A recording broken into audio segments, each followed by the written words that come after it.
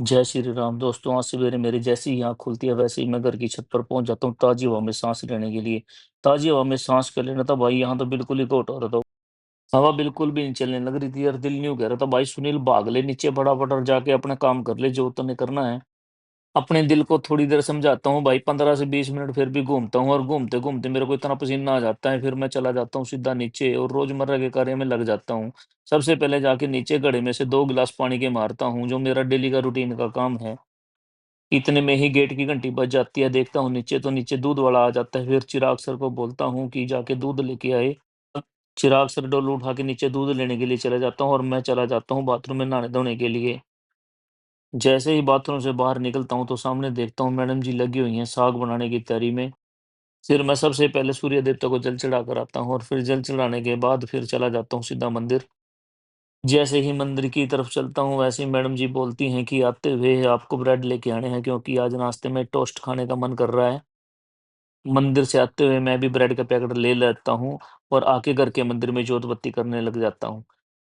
थोड़ी देर राम का नाम लेने के बाद जैसे ही मैं घर के मंदिर से बाहर निकलता हूँ, वैसे ही मैडम जी की आवाज़ लगती है कि आप चाय रख लो, मैं आपको टोस्ट बना के दे देती हूँ। अभी तक घर में से किसी ने भी नाश्ता नहीं किया तो 4 कप चाय के रख देता हूँ और उधर मैडम अपने टोस्ट बनाने में बिज़ी हो जाती है। थोड़ी देर टोस्ट बनने के बाद मेरा टेबल पर नाश्ता आ जाता है। आज राघव भी अपने घर वापसी जा रहा था तो उसके साथ चिराग भी रेडी हो जाता है कि पापा मैं भी इसके साथ जाता हूँ, 2-4 दिन मैं भी मासी के घर पे लगा के आता हूँ।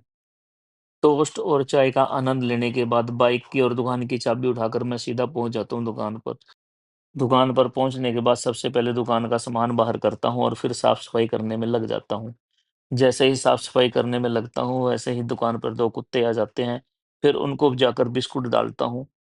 कुत्तों को बिस्कुट डालने के बाद दुकान की साफ सफाई कंप्लीट करता हूँ और मंदिर में जोत बत्ती करता हूँ। जोत बत्ती करने के बाद बैठ जाता हूँ अपना डाटा कंप्लीट करने के लिए। थोड़ी देर डाटा बनाने के बाद इंग्लैंड तुम्हारे बुजुर्गों ने वो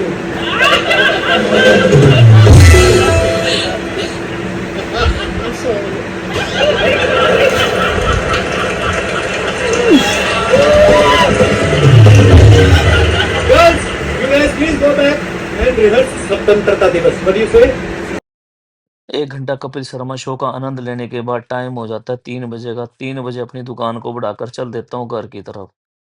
क्योंकि आज संडे है तो संडे को हमारी मार्केट 2 बजे बंद हो जाती है, लेकिन मेरे को फिर भी 3 बज गए थे, बाहर जाकर देखता हूँ तो सारी मार्केट बंद मिलती है। कोई भी दुकान नहीं खुली मिलती।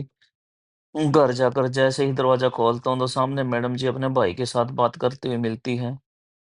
अपने भाई के साथ बात करते-करते मैडम जी मेरा लंच तैयार करके दे देती हैं और टेबल पर लगा देती हैं।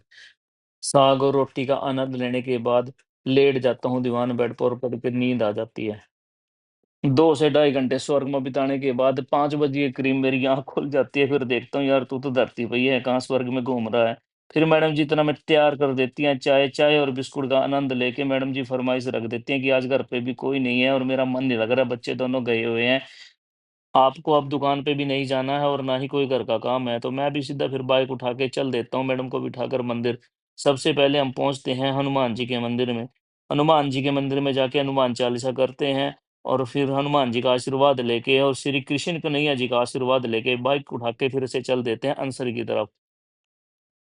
अंसल पहुँच जाते हैं और मंदिर के अंदर एंट्री करने लगते हैं, तो यहाँ पे लिखा होता है कि वीडियोग्राफी अलाउड नहीं है। तो इस मंदिर की हम आपको वीडियो नहीं दिखा सकते, जिसके लिए मुझे खेद है। थोड़ी देर मंदिर में बैठकर फिर चल देते हैं पार्क की तरफ। पार्क में थोड़ी देर बैठ के एन्जॉय करते हैं। यहाँ पे झूले लगे हुए थे, मैडम को झूला झुलाता हूँ और खुद भी झूला झूलता हूँ। आधा पौना घंटा एन्जॉय करने के बाद अब बैठ जाते हैं एक जगह। एक जगह जैसे ही बैठते हैं उतने में भाई मच्छर इतने आ जाते हैं, सिर के ऊपर भीं, भीं, भीं करने लगते हैं। आजकल काफ़ी बीमारियाँ चल रही हैं, शाम का टाइम हो गया तो मच्छर काफ़ी आने लग गए, तो मैडम को बोलता हूँ यहाँ से निकल लो, निकलने में ही फ़ायदा है। अगर कोई ऐसा-वैसा मच्छर काट गया तो लेने के देने ना पड़ जाएँ। उसके बाद निकल के पार्क में से और चल देते हैं घर की तरफ। घर हमारा यहाँ से 3 से 4 किलोमीटर दूर पड़ता है, तो रास्ते में मैडम बोलती हैं कि मेरे को सोडा पी के जाना है, गर्मी काफ़ी हो रही है तो मेरा गला सूख रहा है, तो फिर हम रुक जाते हैं हमें तहसील कैंप में सोडे वाले के पास। तब जाके भाई को 2 ग्लास का ऑर्डर दे देते हैं, 1 मीठे का और 1 बिना मीठे का। बिना मीठे का तो मैडम के लिए बनवाता हूँ क्योंकि इनको शुगर है और 1 ग्लास अपने लिए बनाता हूँ मीठे वाला। भाई नींबू ठोक के एक नंबर का सोडा बना के दे देता है, जिससे ऐसी बढ़िया रिफ्रेशमेंट हो जाती है, मूड बिल्कुल तरोताजा हो जाता है भाई। नींबू सोडे का एन्जॉय लेने के बाद बाइक उठा के चल देते हैं घर की तरफ। घर जाके अपना खाना खा के और सो जाते हैं। इसी के साथ आप सबकी मंगल कामना के साथ सुनील भाई की आप सबको राम